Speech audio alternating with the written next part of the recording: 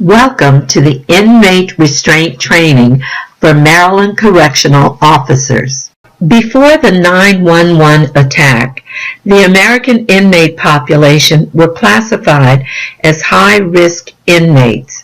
However, today prisons hold many high-valued inmates, which include terrorists, trained internationally and nationally, and gang members. These inmates are considered a significant threat to the public and to correction officers. The proper use of prisoner restraints can mean the difference between injury, life, or death for a corrections officer and the public at large. With today's high-risk prisoner population, more proactive training procedures must be provided to ensure that inmates are properly restrained and corrections officers and the public are protected.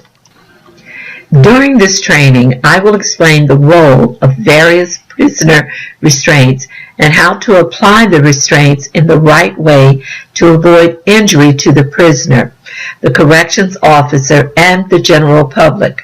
Upon completion of this training, you should be able to explain how to apply handcuffs without error, apply black boxes without error, apply a waist chain without error, apply a leg iron without error, and apply a flex cup without error.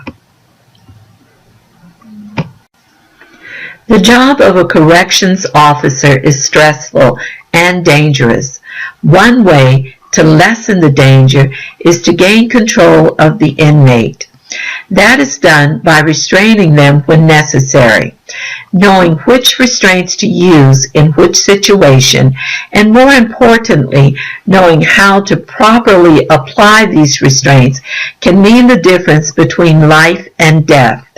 Typically, prisoners are restrained using handcuffs, black box, waist chain, leg irons, and flex cuffs. Handcuffs are used to restrain inmate hands. When applying handcuffs, you have to make sure the keyholes face the inmate's arms. They have to look away from their fingers so that in the unlikely event he has a key, he has a hard time unlocking the handcuffs. You must also double lock the cuffs to keep them from getting tighter later.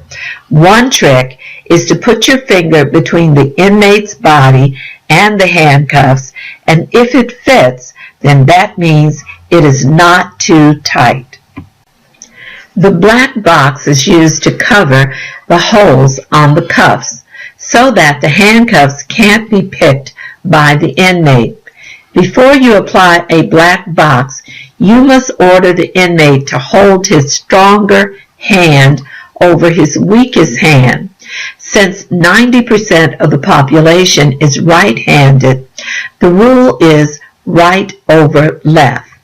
The role of the black box is to cover the keyholes of the cuffs while providing a connection point for the waist chain. The waist chain is used to limit hands and arm movement. The waist chain serves to reduce the movement of hands and arms much further. The head of the waist chain goes into the slot on the black box, and the chain goes around the waist of the inmate.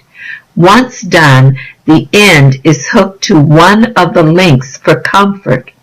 Lock the chain with the padlock.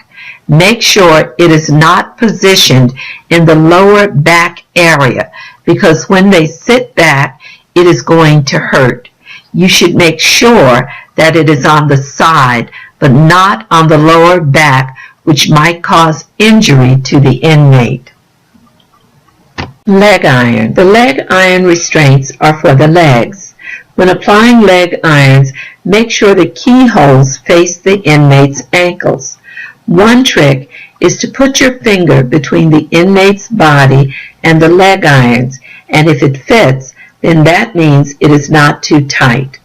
The leg irons need to be double locked so that the leg iron does not get tighter later, because as the inmate moves, if you have not double locked the leg irons might get tighter when the inmate is walking. This is especially important when transporting an inmate.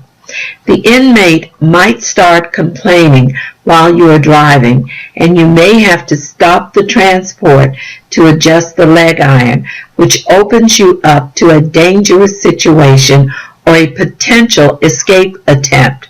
You have to put the leg irons on when they are standing, not when the inmate is sitting.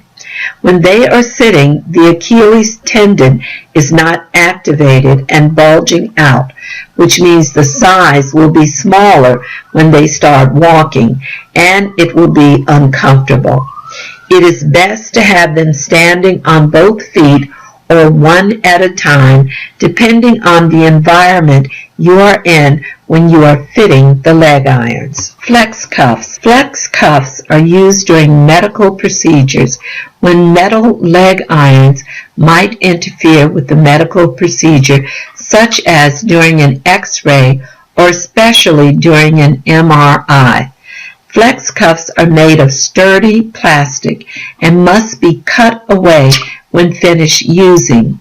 You must make sure you have something to cut the flex cuffs off before putting them on. It must be able to cut through tough plastic. You do not remove the leg irons until you have put on the flex cuffs and vice versa. You must put the leg irons on before you cut off the flex cuffs.